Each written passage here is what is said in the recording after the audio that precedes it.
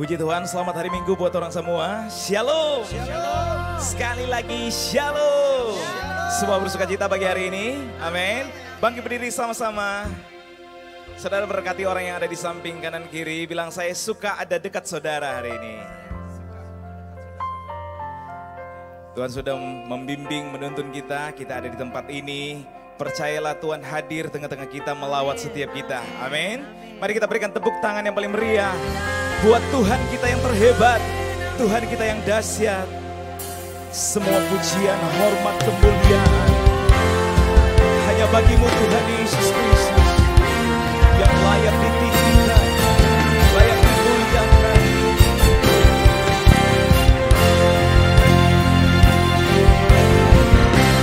Bagi Dia segala pujian, hormat serta syukur kekal selamanya. Bagi Dia segala pujian, hormat serta syukur selama-lamanya. Bagi Dia segala pujian, hormat serta syukur kekal selamanya. Bagi Dia segala pujian, hormat serta syukur selama-lamanya. Semua pujian, kemuliaan hanya bagi nama Yesus. Semua pujian, kemuliaan hanya bagimu. Sekali lagi, semua pujian, kemuliaan hanya bagi nama Yesus yang layak ditinggikan. Kemuliaan hanya bagimu Tuhan. Kami mengatakan bagimu Tuhan.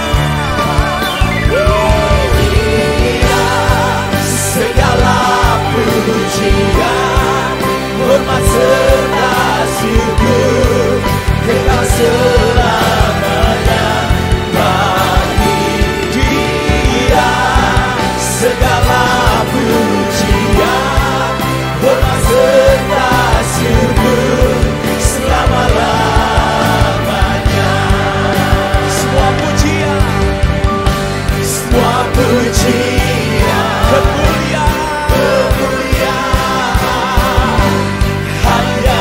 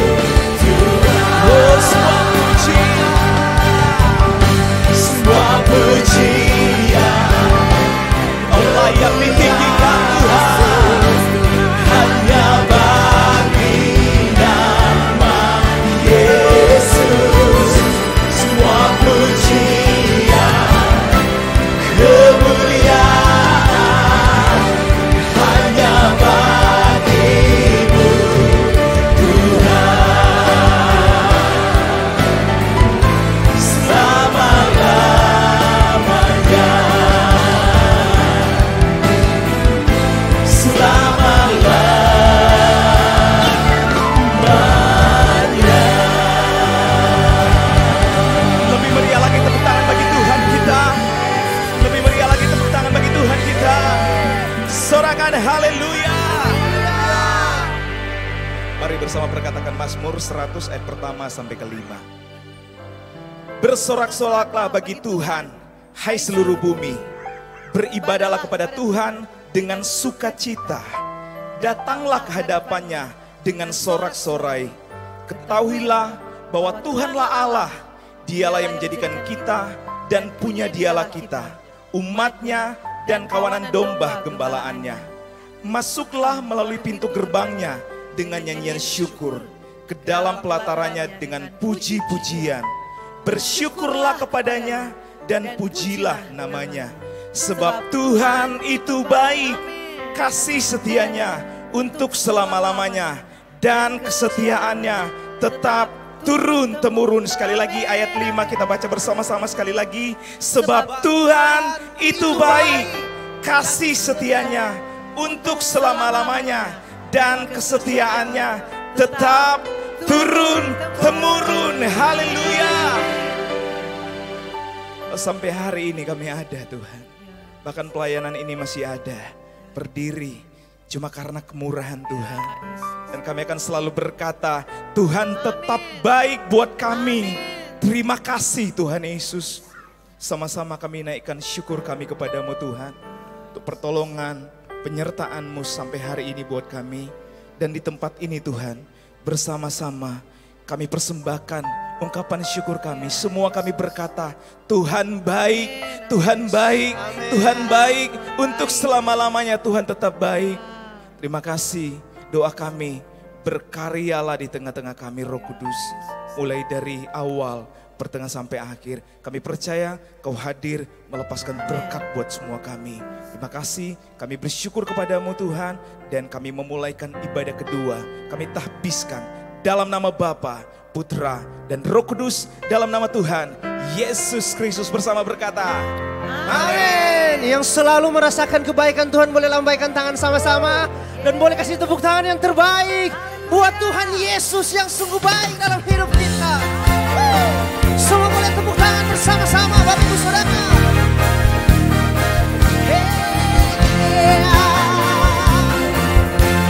Terima kasih Tuhan.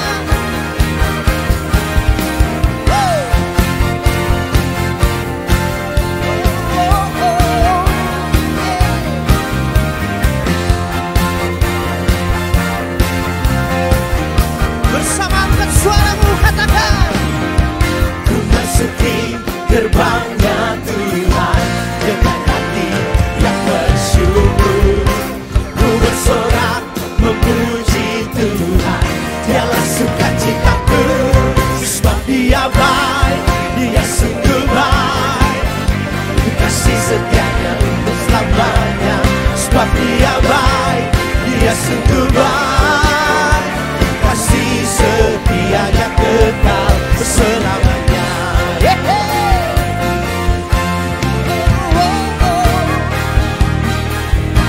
Terima kasih Tuhan.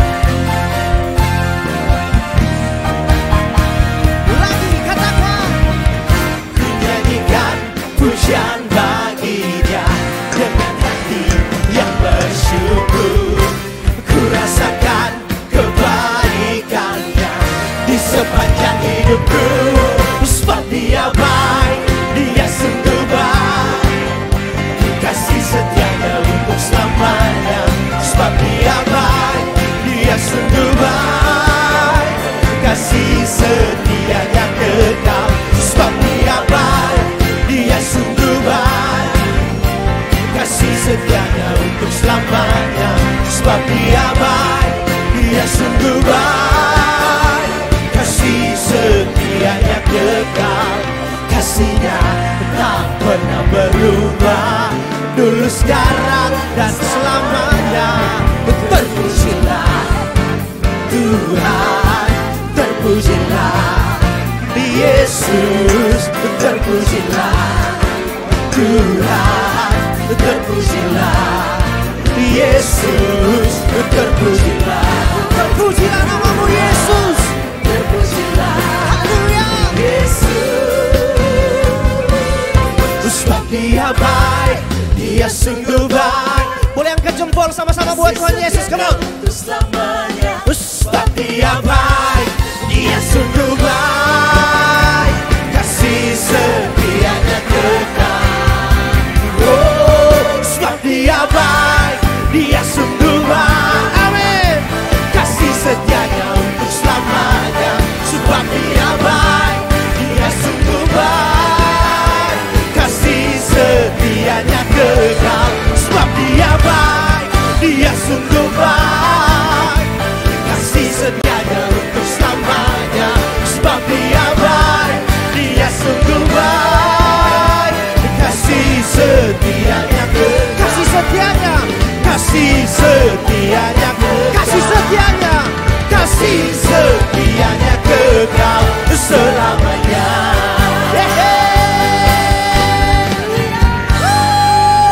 Bersama-sama sorakan haleluya.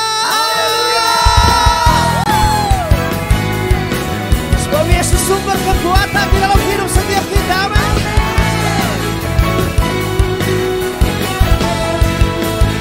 Angkat suaramu. Tuhanlah kekuatan dan mazmurku, Dia gunung batu dan keselamatanku. Hanya padamu, hanya padamu hatiku percaya. Kaulah menara dan kota pelindungnya. Lambaikan tangan semua buat Tuhan, come on. Ku mau selalu bersyukur sebab cintamu padaku takkan pernah berubah. Hatiku percaya walau bumi bergoncang, gunung-gunung beranjak, namun kasih setiamu tak pergi dariku. Terima kasih Tuhan.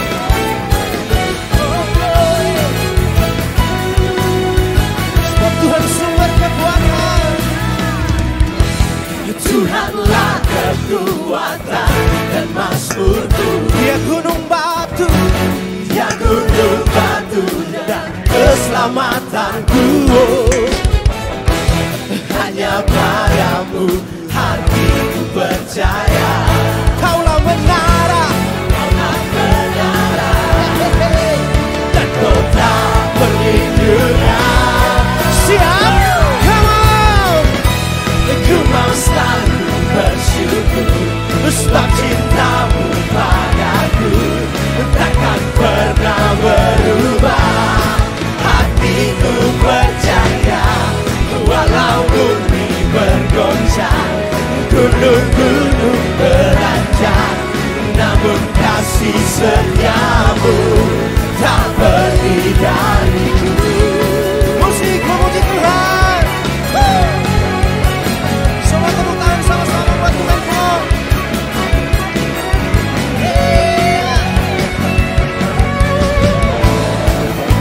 Yesus, Yesus kau sungguh baik. Sebab itu kami bersyukur. Aku mau selalu bersyukur sebab cintamu padaku takkan pernah berubah. Hatiku percaya walau bumi bergoncang, gunung-gunung beranjak, namun kasih setiamu tak pergi dari.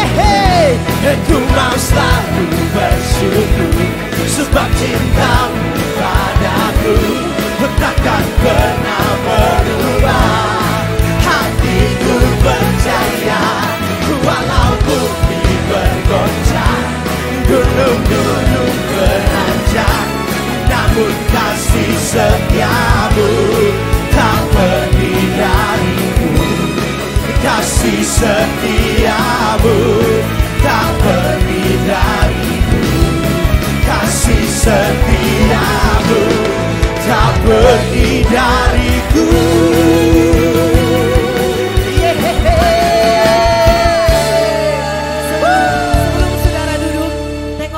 Samping Anda, katakan kita semua dikasihi Tuhan. Haleluya. Pastikan dia dengar apa yang saudara bilang. Amin. Silakan duduk kembali dalam hadirat Tuhan. Kau yang kami sembah, kami menikmati kebaikan-Mu sepanjang umur hidup kami, Tuhan. Terima kasih Yesus, terima kasih Tuhan. Kami buka hati kami menyembah Engkau siang hari ini, Tuhan. Kami datang bawa syukur, kami datang bawa hati kami menyembah-Mu, Yesus. Terima kasih Tuhan, terima kasih Tuhan. Sama-sama naikkan pujian ini bagi Tuhan. We worship you Lord Jesus.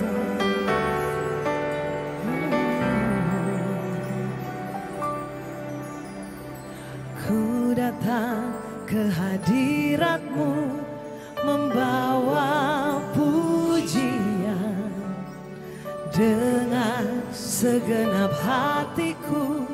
Ku memuji Engkau, ya Tuhan Allahku. Kau patut ditinggikan, sembah mulialah nama-Mu di bumi. Sembah mulialah nama-Mu. Kami datang di hadirat-Mu Tuhan. Ku datang ke hadirat-Mu membawa pujian dengan segenap hatiku. Ku memuji Engkau, ya Tuhan Allahku. Kau patut ditinggikan, sembah mulialah nama-Mu di bumi. Sembah mulialah nama-Mu. Ku sembah, ku sembah Kau, ku sembah Kau di tempat yang maha tinggi.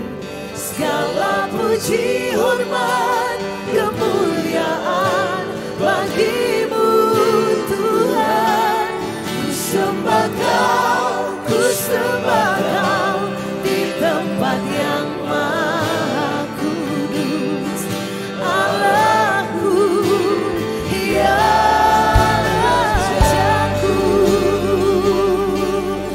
Kau layak Tuhan. Ku datang ke hadirat-Mu membawa pujian dengan segenap hatiku. Ku memuji Engkau, ya Tuhan. Ku patut ditinggikan, oh Yesus. Sembah mulialah nama-Mu. Sembah mulialah, ku sembah Kau,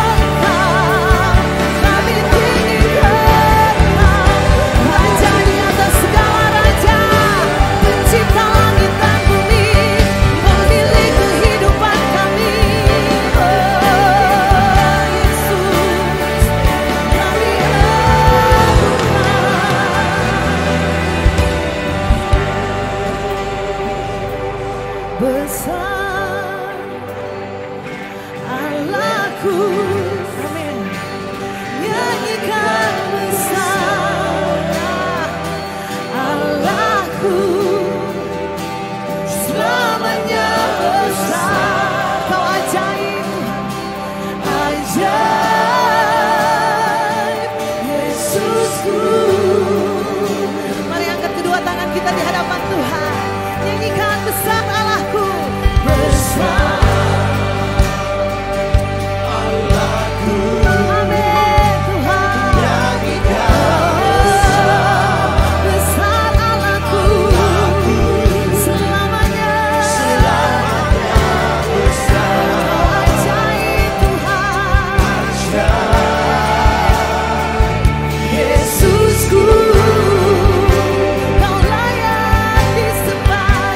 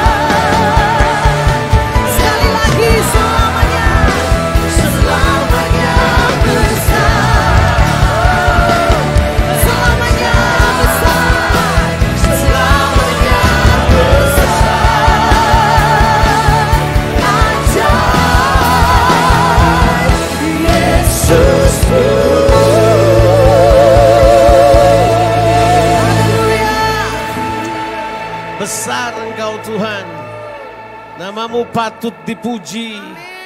Engkau Raja di atas segala raja, jiwa kami mengaguminya. Kalau Engkau memerintah sejahteralah bumi, kalau Engkau memerintah bersukacitalah bangsa-bangsa. Karena Engkau Tuhan, Engkau Raja. Berbicaralah pada kami dengan firman-Mu ya Tuhan. Kami berdoa firman yang berkuasa, firman yang hidup, firman yang kuat, yang lebih tajam dari pedang bermata dua manapun, dilepaskan di tengah-tengah kami. Hamba-Mu berdoa sementara firman-Mu dilepaskan.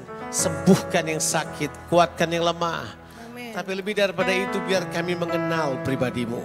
Kami dimerdekakan oleh kebenaran firman-Mu ya Tuhan. Kami mengenal jalan-jalan-Mu. Kami tahu apa maksud-Mu dalam kehidupan kami. Hamba-Mu berdoa supaya roh, hikmat dan wahyu turun ke atas kami. Biar kami paham, kami mengerti. Hamba-Mu sangat terbatas untuk memberi pengertian. Tapi hamba tahu Roh Kudus sanggup untuk menerjemahkannya. Sesuai dengan kondisi sikon yang sedang kami hadapi sekarang dalam konteks kehidupan kami. Bicara pada kami Tuhan. Kami mau nyatakan bahwa kemuliaan hanya bagi Tuhan. Kekal untuk selama-lamanya. Dalam nama Tuhan Yesus Kristus. Haleluya. Amin. Amin. Amin. Silakan saudara duduk.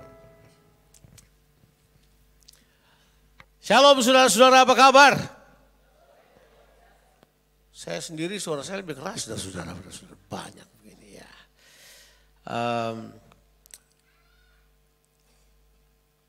Saya menyiapkan beberapa khotbah memang. Tapi setelah duduk di sini saya berpikir saya akan menyampaikan khotbah tentang Tuhan saja. Saya mau berbicara tentang siapakah Tuhan kita.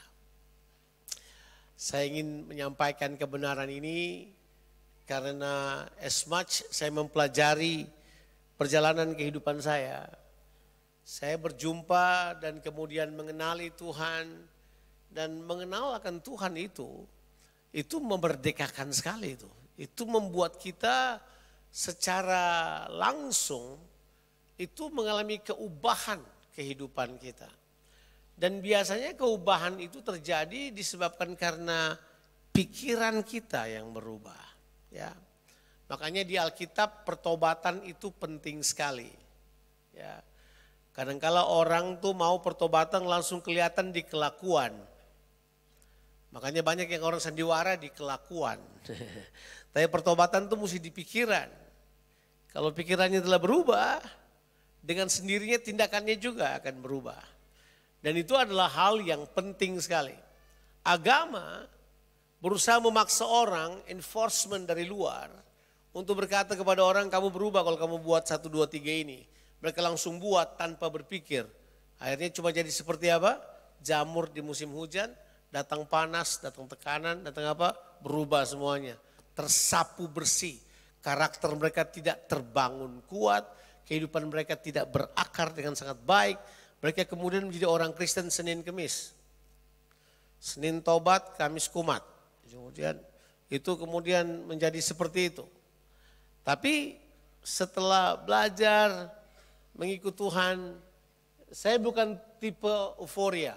Saya bukan tipe yang wah itu didoakan. Saya bukan tipe begitu.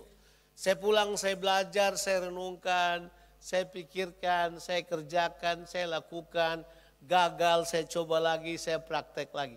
Saya lebih suka berproses dibanding mau cepat-cepat.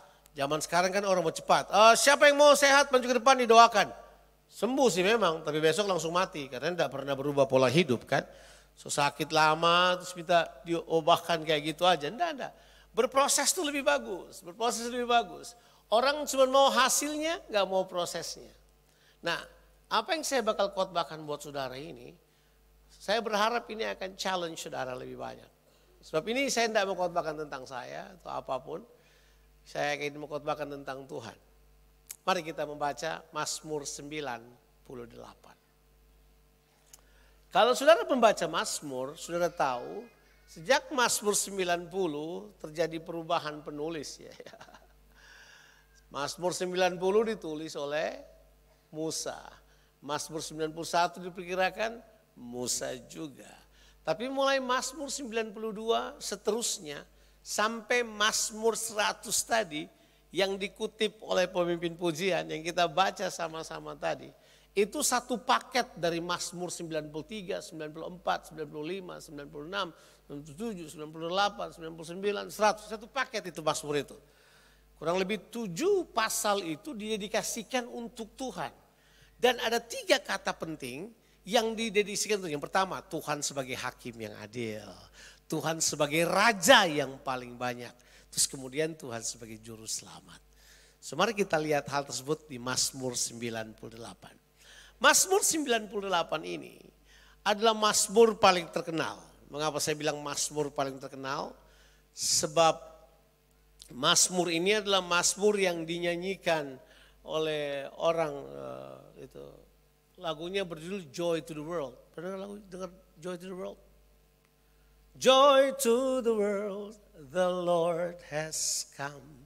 Let earth receive the King. Itu lagu ditulis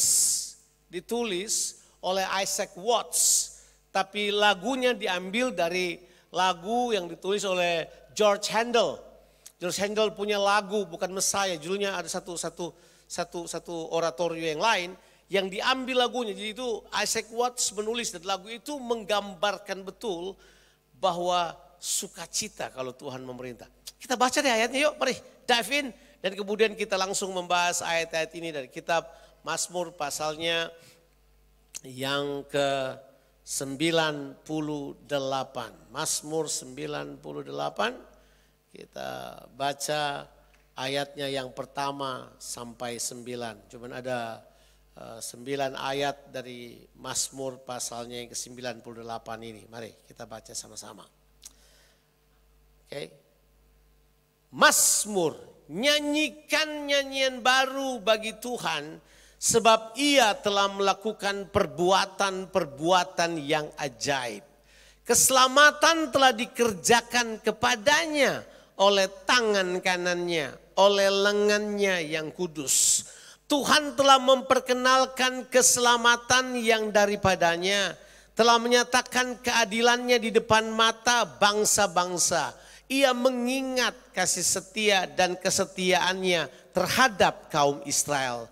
Segala ujung bumi telah melihat keselamatan yang daripada Allah kita. Bersorak-soraklah bagi Tuhan, hai seluruh bumi. Bergembiralah, bersorak-sorailah dan bermasmurlah. Bermasmurlah bagi Tuhan dengan kecapi dan lagu yang nyaring, dengan nafiri dan sangkakala yang nyaring. Bersorak-soraklah di hadapan Raja, yakni Tuhan. Biarlah gemuruh laut serta isinya, dunia serta yang diam di dalamnya. Biarlah sungai-sungai bertepuk tangan dan gunung-gunung bersorak-sorai bersama-sama di hadapan Tuhan. Sebab Ia datang untuk menghakimi bumi. Ia akan menghakimi dunia dengan keadilan dan bangsa-bangsa dengan kebenaran. Sederhana sekali, bukan? Saya akan bagi Mazmur ini dengan 3 bahagian. Mazmur 1, Mazmur 98 ayat 1 sampai ayatnya yang ketiga. Itu bagian yang pertama. Topiknya adalah Tuhan adalah juru selamat. Nah, Tuhan adalah penyelamat. Itu. Kemudian yang kedua, ayat 4 sampai ayatnya yang ke-6. Itu jelas, Tuhan adalah Raja. Betul? Terus kemudian ayat 7 sampai ayatnya ke-9. Tuhan adalah hakim. Nah mungkin saudara punya konsep tersendiri. Misalnya juru selamat. Mungkin saudara punya konsep tersendiri tentang juru selamat. Siapa itu juru selamat? Dia bikin apa buat saudara? Nah mari kita akan bahas sedikit tentang Tuhan sebagai penyelamat. Kemudian kita akan bahas juga dia sebagai Raja. Mungkin juga saudara punya konsep sendiri Tuhan sebagai Raja seperti apa. Tapi yang paling dahsyat adalah dia juga adalah hakim. Mungkin juga saudara punya konsep sendiri tentang hakim. Tapi mari kita lihat apa kata firman Tuhan. Kita mulai dari ayat yang pertama sampai ayatnya yang kedua. Saya langsung terkejut membaca ayatnya yang pertama. Karena ayat yang pertama memberikan ide yang aneh buat kita sekalian. Coba baca baik-baik. Saudara baca nggak baik-baik kali ya. Tapi coba kita baca baik-baik ayat ini. Ayo, sudah siap? Oke. Nyanyikanlah nyanyian baru bagi Tuhan. Sebab Ia telah melakukan perbuatan-perbuatan yang ajaib. Terus kata ini aneh banget. Keselamatan telah dikerjakan kepadanya oleh tangan kanannya, oleh lengannya yang kudus. Jadi Tuhan mengerjakan keselamatan pertama bukan untuk saudara, tapi untuk dia. Baca baik-baik dulu. Makanya saudara kalau baca Alkitab yang baik, jangan kemudian buang ide ini. Kok bisa ya? Karena ini ide penting. Ini ide penting. Sebab saya sudah tahu di kepala saudara, keselamatan artinya selamat masuk sorga. Jadi Tuhan ini gak masuk surga ya, dia harus selamatkan diri untuk masuk surga gitu kan. Karena pemahaman kita keliru tentang keselamatan, kita bikin-bikin sendiri ide keselamatan. Nah ide keselamatan itu tidak berhubungan bahwa Tuhan perlu diselamatkan, bukan. Kata keselamatan itu punya pengertian, secure in the purpose. Berarti saudara secure dalam tujuan saudara. Nah Tuhan adalah Tuhan yang punya tujuan. Katakan loh, Tuhan kita adalah Tuhan yang punya tujuan. Tujuan Tuhan itu sangat penting. Bahkan saya berani katakan ini. God will allow to change his plan, but he never changes his purpose. Tuhan bisa izinkan rencananya terganggu sedikit, tapi dia tidak pernah menggantikan tujuannya. Tujuannya ya dan amin. Seperti maha kuasanya Tuhan, demikianlah tujuannya pasti terjadi. Siapa percaya bahwa Tuhan kita Tuhan yang punya tujuan? Dan ternyata kata keselamatan memang tidak berurusan dengan tempat. Kata keselamatan berhubungan dengan tujuan. Oke, perbaiki dulu konsep kita supaya kita nggak ngawur baca Alkitab ke depan. Sebab kita tidak berpikir, oh, artinya selamat, masa Tuhan selamatkan dirinya dengan tangannya? Kapan Tuhan perlu diselamatkan ya? Emang dia belum selamat ya? Itu kan pertanyaan orang-orang naif yang tidak mengerti konsep keselamatan. Sebab konsep keselamatan itu berhubungan dengan apa? Secure purpose. Tujuan yang pasti. Tuhan kita punya tujuan. Masalahnya sekarang, tujuannya Tuhan, dia tidak kerjakan dengan dirinya sendiri. Dia melibatkan saudara dan saya di dalamnya. Itulah yang kita bahas di seminar-seminar kemarin. Bahwa Tuhan melibatkan manusia dalam tujuannya. Saudara dan saya kemudian masuk dalam tujuannya. Waktu manusia masuk dalam tujuannya, disitulah tujuan Allah lewat manusia kacau. Betul? Karena manusia jatuh dalam dosa, manusia gagal menangkap tujuan Tuhan, manusia membuang tujuan Tuhan, bahkan manusia mulai melayani tujuan dari kerajaan lawan, dari kerajaan kegelapan. Manusia hidup melakukan apa yang iblis minta mereka hidup di dunia ini. Mereka kemudian mengganti tujuan hidup mereka, bukan kepada kehidupan yang kekal, mereka memilih kematian yang kekal. Itu pilihan manusia. Sampai di sini kita oke? Nah sekarang Alkitab beritahukan buat kita. Tuhan melakukan perbuatan-perbuatan yang ajaib. Dia berkata begini, I will take back my purpose and I will do it myself. Itu berkata aku kembalikan tujuannya kepadaku. Dan saya akan melakukannya sekali lagi tujuan ini. Makanya Tuhan sekarang menyatakan diri sebagai juru selamat. Jadi dia datang pada kita untuk mengembalikan kita pada tujuannya. Makanya itu kata itu dibilang dia mengerjakan keselamatan untuk dirinya. Dia bilang gitu. Dia kata gini, keselamatan telah dikerjakannya kepadanya oleh tangan kanannya, oleh lengannya yang kudus. Jadi Tuhan sekarang berkata begini, sekarang semua keselamatan ada padaku. Tidak ada keselamatan di tempat yang lain. Sekarang Tuhan berani berkata, I am the only savior. Akulah satu-satunya juru selamat. Jadi dalam konsep orang Ibrani, kalau mereka baca Tuhan adalah juru selamat, mereka udah tahu tidak ada manusia yang bakal jadi juru selamat. Juru selamat selalu sudah pasti Tuhan, bukan yang lain. Saya kasih bukti buat saudara-saudara sekalian. Yesaya 43, coba kita baca ayat 2. Dan kemudian langsung lompat ayat 11. Ayat-ayat tersebut beritahukan kepada kita tentang Tuhan kita itu adalah juru selamat. Dan dia bilang gak ada yang lain selain dia. Ya, Yesaya 43 ini kan adalah ayat yang semua orang suka. Ya, kita baca langsung ayat yang ketiga aja lah. Ayat yang ketiga aja, langsung ayat yang ketiga aja. Ya, sebab akulah Tuhan Allahmu yang maha kudus Allah Israel. Apa? Juru selamatmu. Aku menebus engkau dengan Mesir dan seterusnya. Lompat langsung ayat yang ke-11. Saudara boleh baca yang itu hanya meneguhkan. Coba lihat 43 ayat 11. Aku Akulah Tuhan dan tidak ada juru selamat selain daripadaku. Tidak ada lagi. Cuma Tuhan yang juru selamat. Cuma Tuhan, dan Tuhannya menggunakan huruf besar semuanya. Saudara tahu ya, kalau baca Alkitab, kemudian kata Tuhannya semuanya huruf besar, itu berarti diterjemahkan dari 4 huruf yang susah disebut itu. YHVH, kita aja yang lata-lata bilang Yahweh, atau orang Yahudi tidak pernah bilang itu. YHVH itu adalah 4 kata kudus, 4 huruf kudus, tidak boleh diucapkan. Mereka menyebutnya itu adalah nama perjanjian. Tuhan itu adalah Tuhan perjanjian. Jadi setiap kali saudara baca Alkitab, muncul Tuhan dengan huruf besar seperti itu berarti itu covenant name. God comes with his covenant name. Itu adalah nama perjanjian. Dia beritahu bahwa dia adalah juru selamat. Tidak ada yang lain. Satu-satunya. Coba ulang lagi kita baca ayat tersebut. Yesaya 43. Akulah Tuhan dan tidak ada juru selamat selain daripadaku. Jadi di konsep pemahaman orang Yahudi udah nggak ada juru selamat lain. Selain siapa? Selain Tuhan. Nah, kata ini adalah kata yang cuma muncul di perjanjian baru. Pernah dengar kata Hosana? Pernah dengar kata Hosana? Hosana. Ya? Tahu nggak Hosana artinya apa?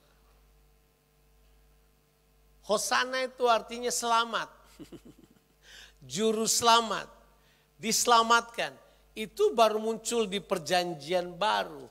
Di peralihan dari Judeo ke Judeo Christianity itu kemudian baru muncul kata itu. Kata Hosana itu artinya begini.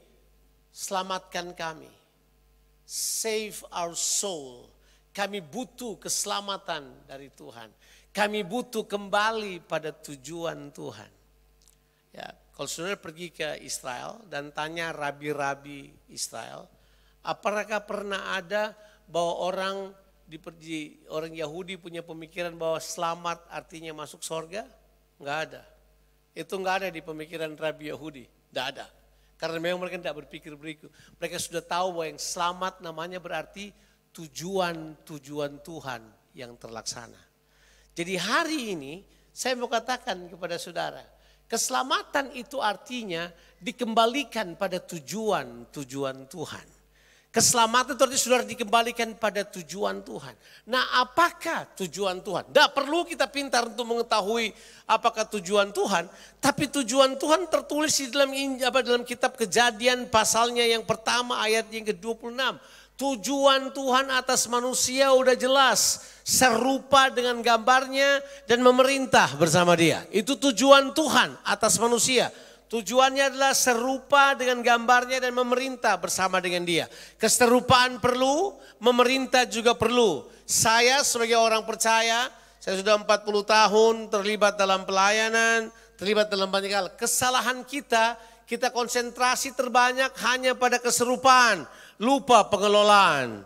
Makanya orang percaya kemudian memang serupa Kristus, cuma miskin semua. Dia tahu batur doi, dia tahu batur rumah tangga, dia tahu batur apa-apa. Orang Kristen kemudian menjadi orang yang susah dipercayakan apapun. Betul, ini benar, nggak bercanda. Dan itu terjadi di mana-mana. Kenapa?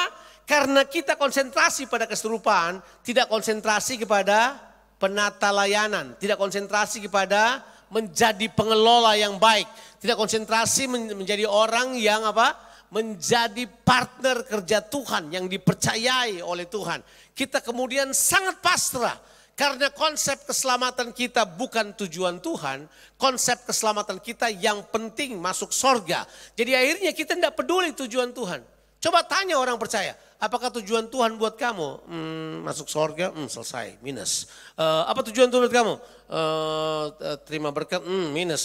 Mereka tidak pernah tahu tujuan Tuhan yang utama dalam kehidupan mereka. Sampai kemudian kehidupan mereka bergantung kepada gimmick-gimmick agama. Mereka lebih suka hidup dalam agama, hidup dalam aturan-aturan agama. Dan berharap bahwa mereka semua nanti akan suatu saat masuk sorga. Cuma karena tahu itu. Padahal di Alkitab dengan jelas Tuhan menyatakan diri sebagai juru selamat bahwa dia mengembalikan kita pada tujuan-tujuannya. Dan tujuan Tuhan tidak akan pernah gagal. Yakin saya. Itu penting sekali. Itu penting sekali. Nah makanya di sini Tuhan memberitahukan kepada kita. Karena Tuhan punya tujuan atas manusia, dia tebus kita. Tuhan tidak mau tujuannya dalam diri kita itu berantakan. Yang lucu manusia itu begini, Tuhan tebus dia supaya kembali pada tujuannya, manusia bikin tujuan sendiri. Kemudian manusia pikir dia harus ambil jalan tersebut. Yang penting dia mau apa yang dia mau. Dia mau kesejahteraan, dia mau kesenangan, dia mau keberkatan, dia mau yang lain. Dia tidak peduli tujuan Tuhan.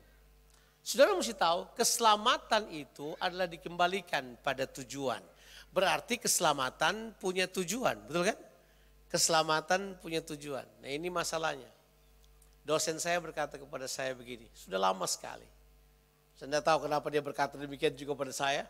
Padahal dia orang yang latar belakangnya adalah reform. Dia berkata kepada saya seperti ini. Kalau orang tidak tahu tujuan keselamatan, maka mereka akan menjadikan keselamatan sebagai tujuan. Itu statement dia. Kalau orang tidak tahu tujuan keselamatan, mereka akan jadikan keselamatan sebagai tujuan. Makanya ada banyak orang percaya, saya sudah selamat, udah selesai. Oh, yang penting masuk surga Joko. Apalagi orang-orang Manado kan, biar di DP emper-emper juga enggak apa-apa. Lu pikir surga kayak pasar ada empernya kali?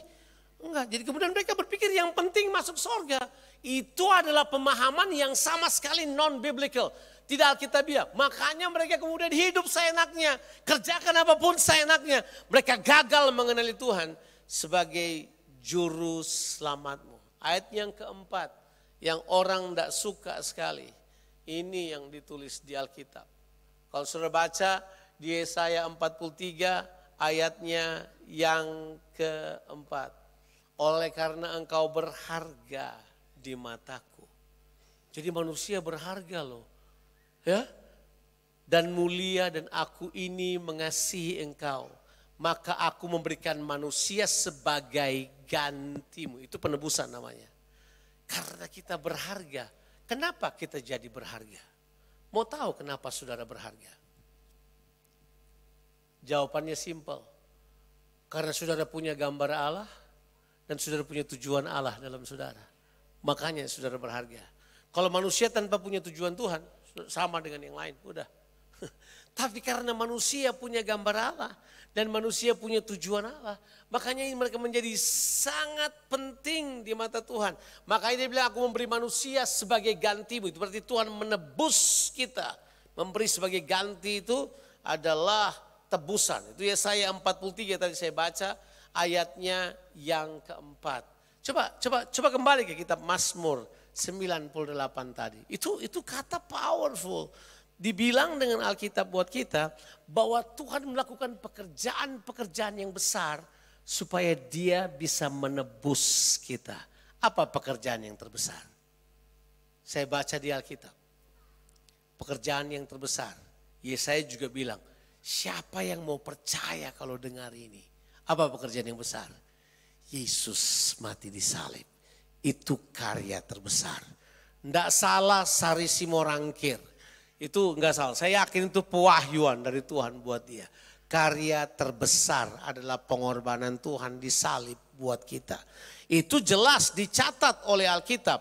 Dan itu cuman Mazmur punya nubuatan dalam Mazmur 98 ini yang bisa cover hal tersebut. Karena dia bilang gini, Tuhan memperkenalkan keselamatan daripadanya dan menyatakan keadilannya di depan mata bangsa-bangsa. Waktu Yesus disalib seluruh dunia menemukan juru selamat. Cuma dia satu-satunya yang mati dan menebus manusia. Mungkin saudara berkata, Pak Jonathan kita so tahu itu sangat lama. Cuman masalahnya kita tahu Tuhan tebus kita untuk masuk surga. Yang kita nggak tahu adalah dia tebus kita untuk kembalikan pada tujuannya. Supaya kita kemudian menjadi pelaksana tujuan Allah di muka bumi ini. Itu tujuan keselamatan. Waktu Yesus lahir, ayat Natal ini, jadi ini Natal datang lebih cepat. Natal sudah datang bulan Mei ini. Di dalam Injil Lukas pasalnya yang kedua, ayatnya yang ke-11. Coba lihat ayat ini. Ini ayat. Siapa yang bicara ini? Siapa yang ngomong ini? Kalau kita kan belajar teologi kita mesti tahu siapa yang ngomong ini. Yang ngomong ini malaikat. Jadi berita ini enggak datang dari dunia ini. Jadi Lukas tuh sengaja menulis, Lukas bilang, this tiding is not from this earth. This news is not from this earth. Berita ini bukan datang dari bumi ini. Berita ini datang dari sorga. Dia bilang ini, hari ini telah lahir bagimu, apa? Juru selamat. Saudara pikir dia pikir apa ini? Mazmur 98. Hari ini telah lahir bagimu, juru selamat. Nah saya tanya pada saudara, kira-kira gembala, ini masalahnya. Kalau orang khotbah dan tidak ngerti konteksnya. Jadi orang tuh langsung ambil, khotbahnya jadi bagus, cuma out of context. Karena mereka selalu bilang ini, oh gembala kan manusia sederhana. Gembala kan itu adalah orang-orang biasa, orang-orang sederhana. Oke, saya setuju, Yesus datang buat orang sederhana. Tapi mau tahu konteks yang sebenarnya, siapa itu gembala-gembala? Gembala-gembala itu, saudara pernah ke Israel kan ya? Saudara tahu Israel ya? Tahu. Saudara tahu bahwa di Israel itu pada zaman itu, setiap hari ada persembahan kambing domba di bait suci. Tiap hari ada persembahan kambing domba. Dan saudara tahu di Yerusalem tidak ada rumput yang hijau. Yang ada di Bethlehem. Nah kalau saudara perhatikan, Bethlehem itu persis ada di lereng bawah, di lembah, di bawah bait suci. Itu jelas. Jadi ternyata kawanan domba itu digembalakan oleh, mereka bukan gembala biasa. Mereka adalah imam-imam yang menggembalakan domba yang dipersiapkan untuk dikorbankan. Sebab domba yang harus dikorbankan di bait suci itu bukan domba sembarangan. Domba yang telah diteliti, domba yang sempurna, yang tak bercacat celah. Domba itu yang dipersembahkan. Bukan cuma tambun. Bukan, tapi dia tidak bercacat celah. Karena itu mewakili korban yang sempurna. Jadi sebenarnya gembala-gembala ini saya mengerti dari penjelasan di Tanak, dalam penjelasan rabi-rabi Yahudi. Mereka berkata mereka itu bukan orang-orang bodoh. Mereka itu adalah imam-imam yang tahu Alkitab. Jadi waktu malaikat datang begini, hari ini telah lahir bagimu juru selamat. Mereka langsung tahu, oh my God. Yang mengganti persembahan domba sekarang sudah datang. Udah lahir sekarang ini. Jadi mereka itu sukacitanya lain. Ya kita gambarannya gambaran itu, gambaran gembala-gembala Eropa Barat yang duduk sembunyi, kalau dingin mereka itu kita ceritakan. Padahal enggak, mereka dengar hal tersebut, mereka langsung tahu ini yang lahir adalah Tuhan. Jadi waktu bilang juru selamat lahir, mereka tahu this is God. Ini bukan hal yang biasa. Makanya mereka langsung lari pergi cari, hey di mana datangnya itu? Sebab ini anak domba yang bakal tersembelih, ini yang bakal menggantikan. Ini korban pengganti. Ini adalah Tuhan. Tuhan sendiri yang datang untuk menebus manusia. Jadi jelas waktu mereka datang dan bersuka cita, itu karena mereka tahu yang datang ini juru selamat adalah raja. Dan dalam konsep mereka, juru selamat bukan manusia. Juru selamat bukan manusia. Salah seorang Jewish, Messianic Jews berkata kepada saya begini, sekarang Yudaisme telah menyimpang dari hampir semua ajaran-ajaran mereka. Karena mereka sekarang mencari juru selamat manusia. Ya, mereka mencari apa? Padahal juru selamat harusnya 100% Tuhan. Hari ini, saudara pikir saudara diselamatkan, coba diselamatkan begitu aja? Itu banyak orang berpikir sangat agama seperti Tuhan selamatkan saudara, terus Tuhan berkata, oke bye-bye Jongoni, nanti kita datang, Jongoni semua masuk surga, duduk-duduk senang-senang di sana, makan apel, minum Coca-Cola gitu kan. Nanti semua, begitu? Enggak. Kita semua dikembalikan kepada rencananya yang agung. Kita dikembalikan pada tujuannya yang kekal. Serupa dan apa? Memerintah bersama dia. Itu jelas. Sebab kata yang kedua, dia adalah raja. Tuhan adalah raja. Jangan pandang enteng istilah Tuhan adalah raja. Ada banyak orang karena dia telah melihat raja-raja di dunia ini, dia pikir Tuhan tuh kayak raja itu. Jadi tolong jangan berpikir bahwa Tuhan sama dengan Raja Charles dari Inggris, tolong enggak ya. Tolong enggak begitu. Jadi ada yang berpikir bahwa Tuhan tuh kayak raja di dunia ini. Enggak, Tuhan beda banget. Raja ini raja yang lain. Ini raja di atas segala raja. Raja yang niat utamanya adalah kesejahteraan umatnya. Raja yang niat utamanya adalah menyelamatkan umatnya. Coba kita baca dulu satu ayat ini. Yesaya 33 ayatnya yang ke-22. Coba baca ayat ini, Yesaya 33 ayat yang ke-22. Sebenarnya ayat ini adalah ayat yang pertama. Ya, kalau saya tanya ini pada saudara bukan pertanyaan politik. Yang ikut politik semua mungkin tahu. Ini yang disebut trias politika. Tahu trias politika?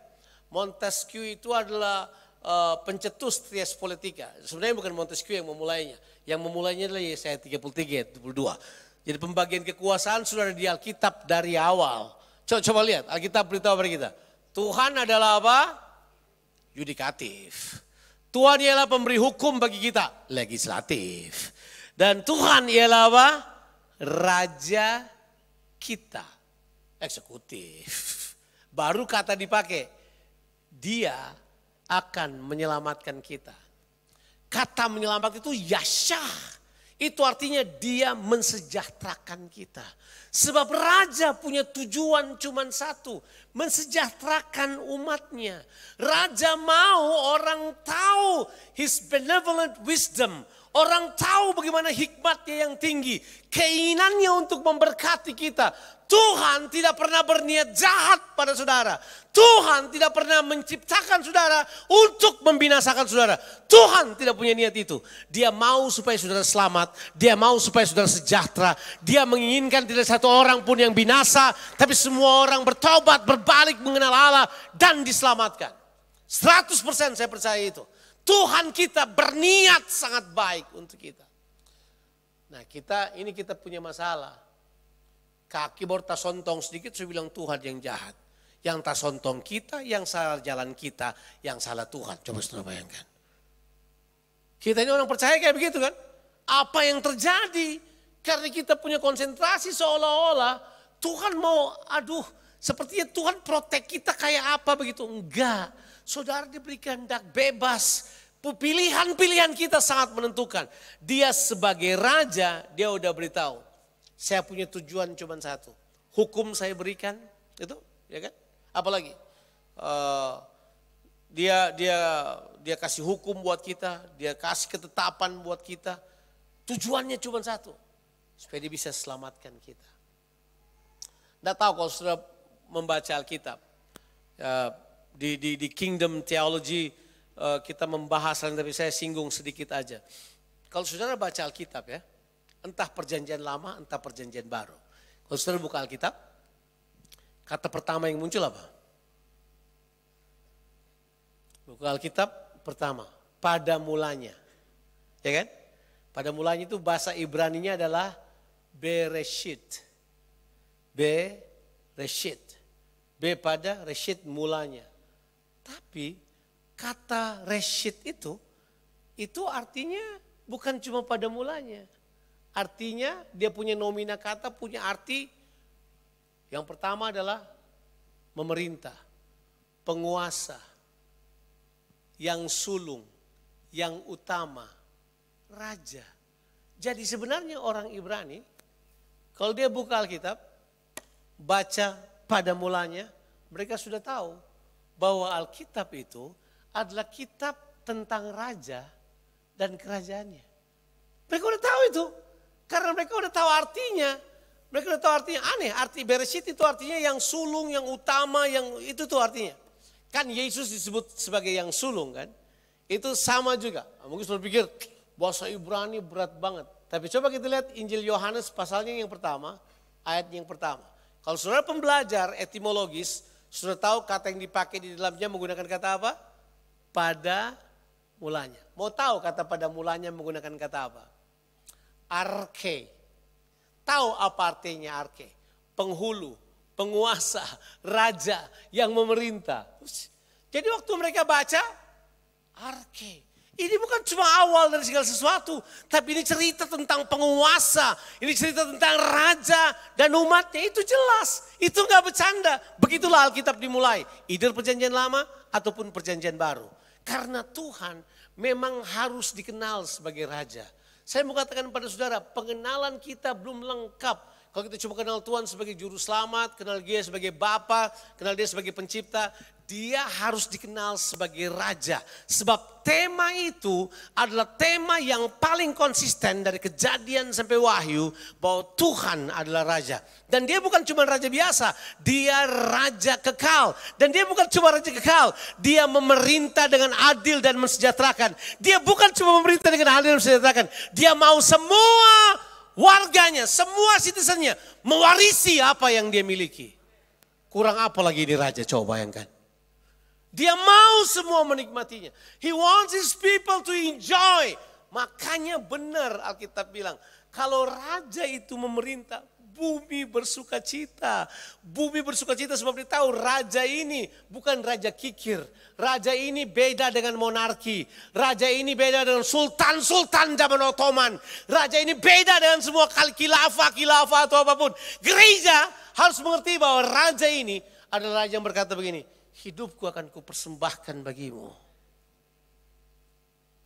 Seorang penulis puisi, menulis puisi tentang Yesus dan Alexander.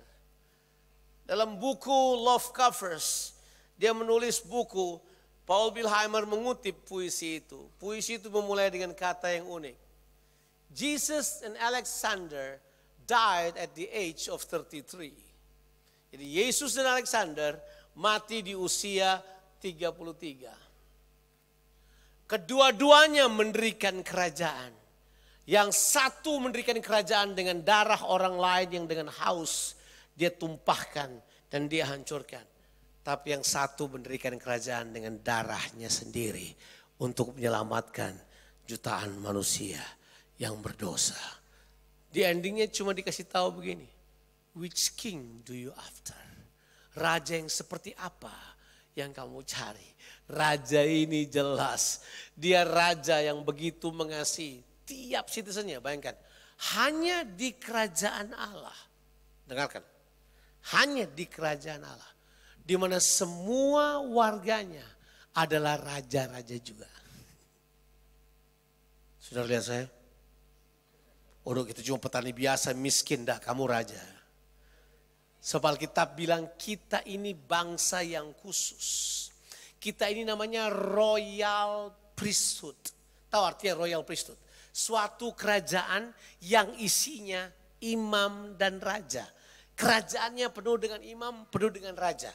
Kita semua adalah raja dan imam. Ada pengkhotbah zaman dahulu yang suka buat dikotomi aneh-aneh. Dia bilang ini, pendeta imam, pengusaha raja. Teman saya yang katakan, tukang sepatu apa?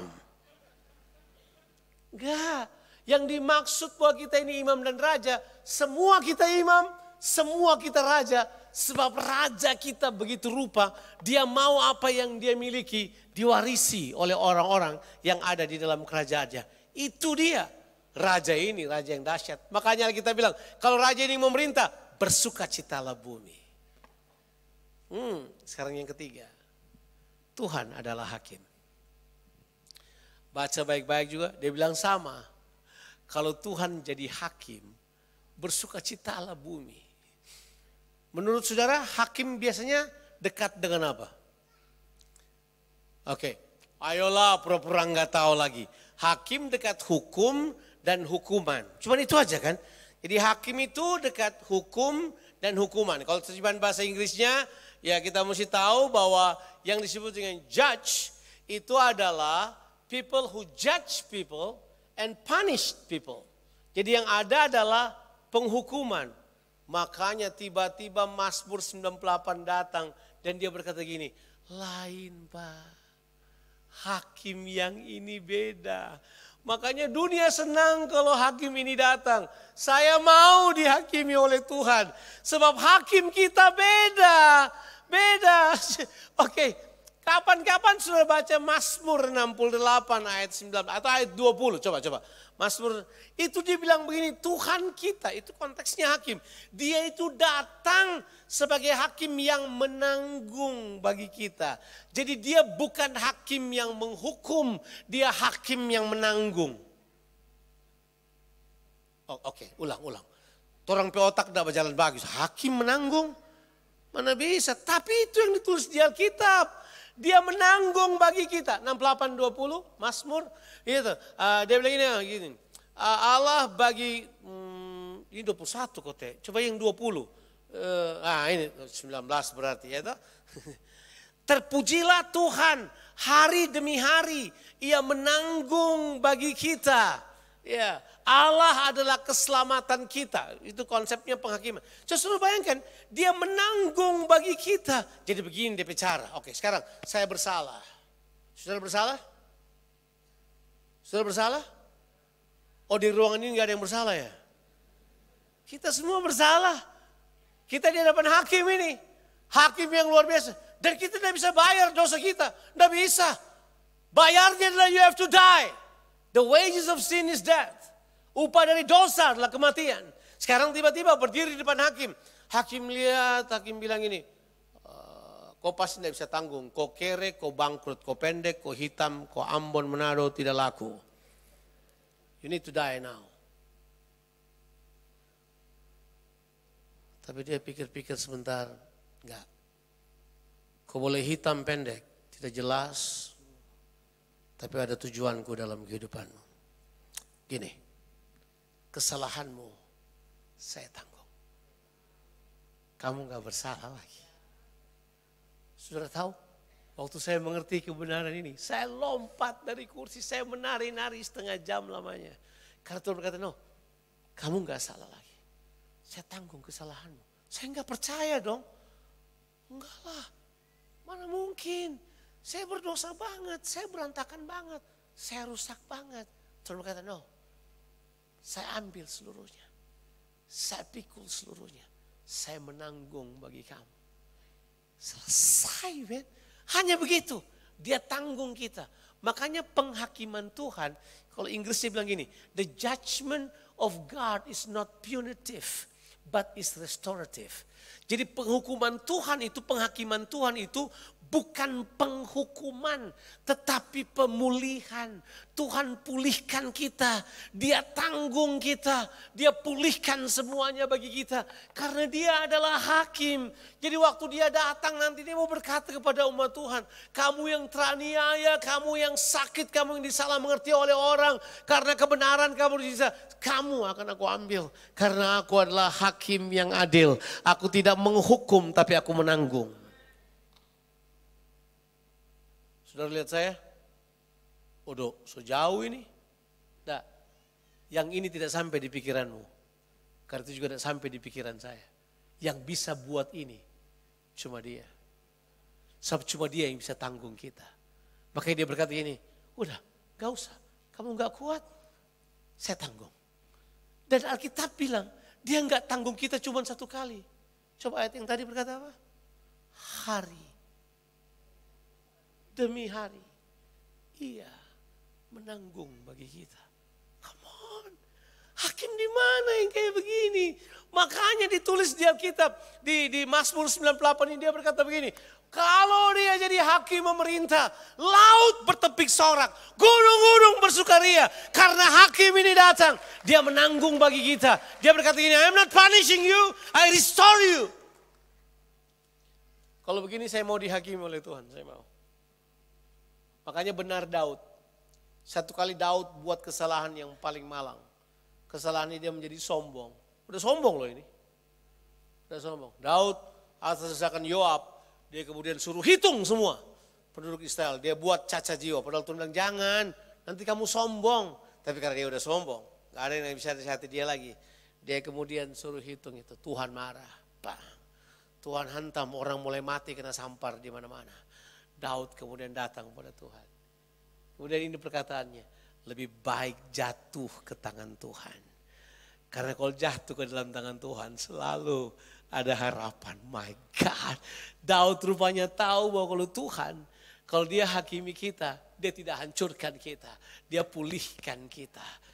Datang pada Tuhan. Apa yang membuat kamu menutupi semua dosamu yang buruk dan bodoh itu? Kamu pikir Tuhan tidak mengerti? Tuhan tahu. Dia bilang, saya telah menanggung bagi kamu. Itulah Tuhan sebagai hakim.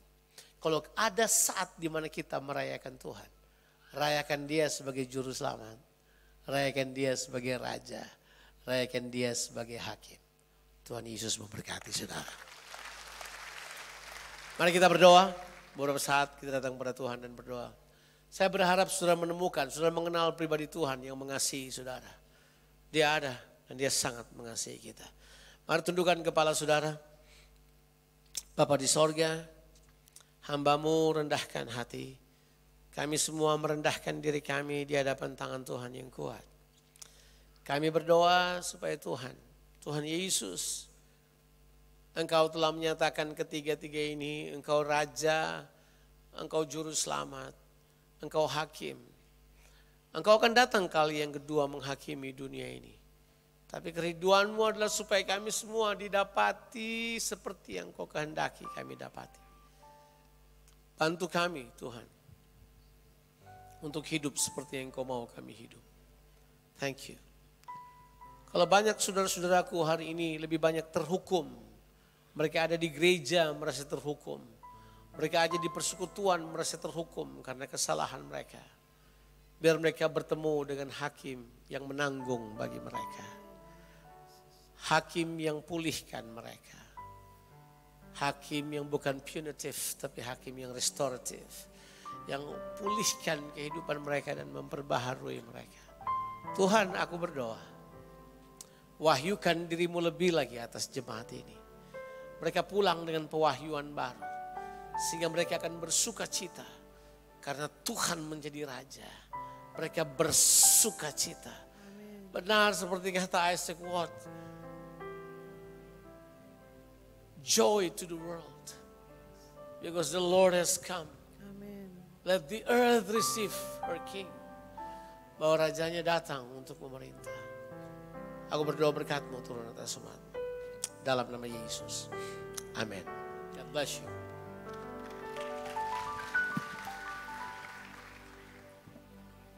Puji Tuhan. Bapak Ibu jemaat Tuhan semua diberkati, amin. Hari ini tepat 23 tahun ulang tahun dari gereja kita. Sejak tahun 2000 gereja ini berdiri, jemaat ini ada. Dan tiap tahun kita merayakan hari ulang tahun bersyukur dan setiap tahun kita diberkati. Tapi berkat terbesar tahun ini kita dilayani oleh Kak Jonathan Patiasina dengan istrinya Ibu Ina yang melayani tadi pagi. Kak Jonathan ini sudah datang beberapa kali, pernah sama-sama dengan Om Kris Manusama, pernah sama dengan Pak Arifin. Tapi ganda terbaik adalah waktu datang dengan istri Ibu Ina. Kita semua diberkati, amin. Wow, ada 2 hari kita Bethany Conference dengan semua pemimpin-pemimpin dari cabang-cabang. 2 hari kita diberkati dengan luar biasa. Saya sendiri secara pribadi banyak mendapatkan hal-hal yang baru. Kita tahu bahwa memang ini agenda Tuhan bagi gereja kita untuk melakukan sesuatu yang baru. Yang kita sudah kerjakan selama 23 tahun itu semua itu baik. Itu Tuhan lihat. Tapi ke depan Tuhan mau kita melakukan apa lagi yang masuk dan menyempurnakan tujuan Tuhan bagi kita. Amin, semua mau bersama-sama kita menuntaskan apa yang jadi tujuan Tuhan. Jadi Tuhan menyelamatkan kita bukan hanya supaya kita mati masuk surga. Tapi hidup kita untuk Tuhan. Dia berkarya di dalam kita dan lewat kita. Dan orang bisa lihat Tuhan, kerajaan Allah ditegakkan di lingkungan kita. Tuhan Raja yang memerintah selama-lamanya. Dengan siapa dia memerintah di bumi ini, kitalah orang-orang kepercayaannya. Dan nasib kita adalah kekal selama-lamanya. Kita akan memerintah bersama-sama dengan dia, tepuk tangan. Semua diberkati dengan Bang Jo, amin. Siapa yang suka kalau Kak Jo datang lagi? Coba bangkit berdiri dan lambaikan tangan bilang, Kak Jo datang lagi ya. Oh cuma 10 orang. Kak Jo mesti berdoa lagi kalau begitu nih.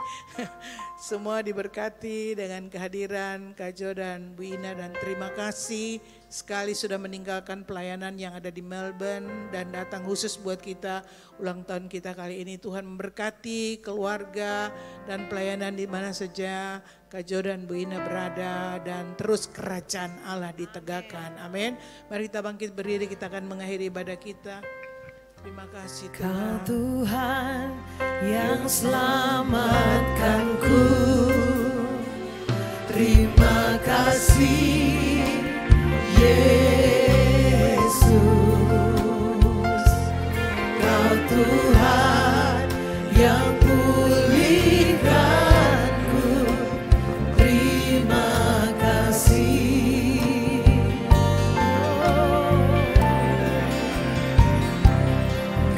Tuhan yang sembuhkanku,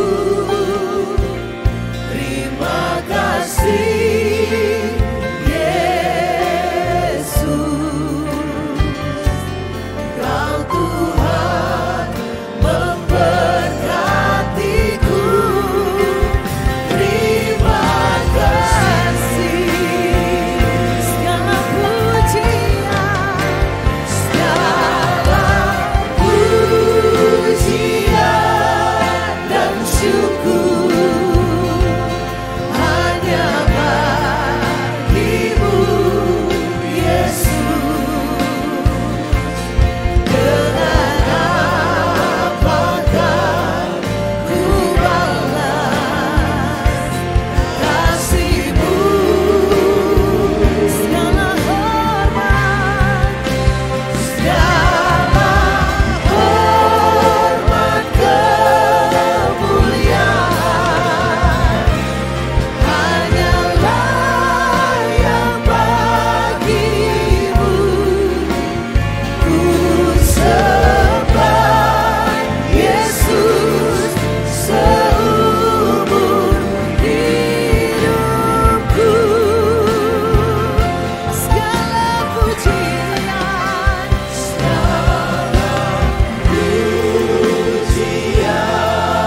dan syukur hanya bagimu Yesus. Ibu Yesus,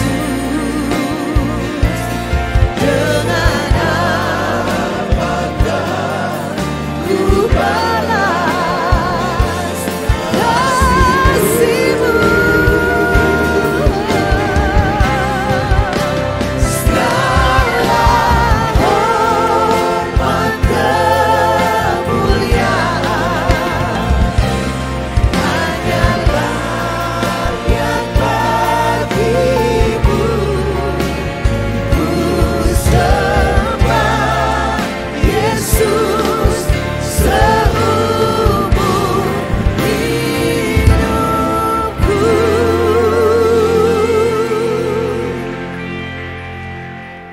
Bapak, terima kasih untuk hari ini. Tuhan, Kau selalu ada bagi kami. 23 tahun perjalanan gereja ini bersama dengan Tuhan, kami tahu Engkau Allah yang hebat, Allah yang luar biasa, Allah yang setia dengan janji-janjinya. Setiap tahun kami mendapati Tuhan ada rahmat dan anugerah yang baru yang Kau lepaskan buat gereja-Mu Tuhan. Sehingga kami terus bertumbuh dalam kebenaran-kebenaran-Mu. Kau singkapkan, Kau berikan yang kami perlukan. Yang bawa kami dalam rancangan-Mu Tuhan, dalam jalan-jalan-Mu yang sempurna. Selama 3 hari ini Tuhan, kami sudah menerima banyak kebenaran firman. Kami sudah beribadah bersama-sama Tuhan dalam kesatuan hati. Teman-teman semua Tuhan yang sudah memberi, yang sudah mempersembahkan, yang sudah bekerja, yang sudah menyiapkan semua. Itu Tuhan jadi satu persembahan di hadapan hadirat-Mu. Kami mengucap syukur buat Tuhan yang hidup yang ada di tengah-tengah kami. Terima kasih sebab jemaat-Mu, kami semua ini kepunyaan-Mu Tuhan. Hari ini Engkau teguhkan bahwa Engkaulah Tuhan dan Juru Selamat yang sudah menebus kami. Sehingga kami selama-lamanya menjadi milik kepunyaan-Mu. Kami dikembalikan kepada rancangan-Mu yang sempurna. tujuanmu untuk Engkau menciptakan kami. Terima kasih Tuhan, Engkau Raja yang memerintah. Sehingga dimanapun kami ada Tuhan, maka Engkau berkuasa, Engkau berdaun, Engkau ambil alih. Kalau Engkau Raja, maka akan ada keadilan, kebenaran. Tidak boleh ada raja lain, tidak ada kekuasaan lain. Engkau Raja di atas segala raja Tuhan. Biarlah Engkau bangkitkan itu buat kami semua. Kami bukan orang-orang yang kalah dan lemah. Kami bukan orang-orang yang tidak berguna, yang tidak bisa buat apa-apa. Tapi Engkau pulihkan kami supaya kami berdampak dan menjadi berkat bagi lingkungan kami. Kami bersyukur Tuhan, kami punya kelemahan, kesalahan. Tapi Engkau hakim yang setiap hari Tuhan ada bagi kami. Hari demi hari Kau menanggung bagi kami. Kami didapati orang benar, orang-orang kudus kepunyaan-Mu. Bukan oleh hebat kami, bukan oleh usaha kami. Tapi karena kasih-Mu Tuhan. Semua yang sudah Engkau kerjakan bagi kami. Terima kasih Bapa. Hari ini Tuhan lawatan-Mu masuk dalam rumah-rumah tangga. Setiap suami-suami, setiap istri yang berdiri di hadapan hadirat-Mu Tuhan. Lepaskan dari semua pekerjaan musuh yang membuat kekacauan dalam rumah-rumah tangga. Yang membuat kesedihan, pertengkaran, perselisihan. Kami berdiri bersama dan Engkau ada di sini bersama dengan kami. Kami berkata rumah-rumah tangga dalam lawatan Tuhan. Keluarga-keluarga dipulihkan, disembuhkan Tuhan. Anak-anak menemukan hati Bapa. Anak-anak menemukan Tuhan secara pribadi. Anak cucu ada dalam lingkungan kerajaan Allah. Sehingga mereka bertumbuh dengan benar dan mereka punya keputusan. Terus secepatnya melayani Tuhan, mengasihi Tuhan pada generasi ini. Selamatkan Tuhan generasi kami. Lepaskan daripada yang jahat. Karena hanya kuasa-Mu Tuhan yang bisa melepaskan dan membebaskan dari semua pencuri dan pekerjaan musuh yang melemahkan kami. Terima kasih Bapa. Kami berikan semua pujian, hormat dan kemuliaan bagi-Mu. Berkati ibadah syukur ulang tahun sebentar malam Bapa. Engkau sempurnakan semua yang sudah Engkau taruh dalam kami sepanjang 3 hari ini Tuhan. Dan benar-benar Tuhan Engkau nyata bagi gereja-Mu. Terpuji Bapa di surga. Dari orang-orang tua sampai kepada anak-anak yang paling kecil, semua mendapatkan lawatan dan pengurapan yang baru. Meteraikan berkat-Mu dan kami pulang bawa berkat dalam rumah-rumah tangga kami. Mari angkat wajah-Mu umat Tuhan. Buka hati, tarakan tangan, terimalah berkat Tuhan. Tuhan memberkati dan melindungi Engkau. Tuhan menyinari Engkau dengan wajah-Nya dan memberikan kasih karunia. Tuhan menghadapkan wajah-Nya kepadamu dan memberi damai sejahtera. Mulai siang hari ini sampai selama-lamanya terima berkat, bersyukur. Dalam nama Tuhan Yesus Kristus kita angkat pujian. Yesus, aku di tangan-Mu. Yesus,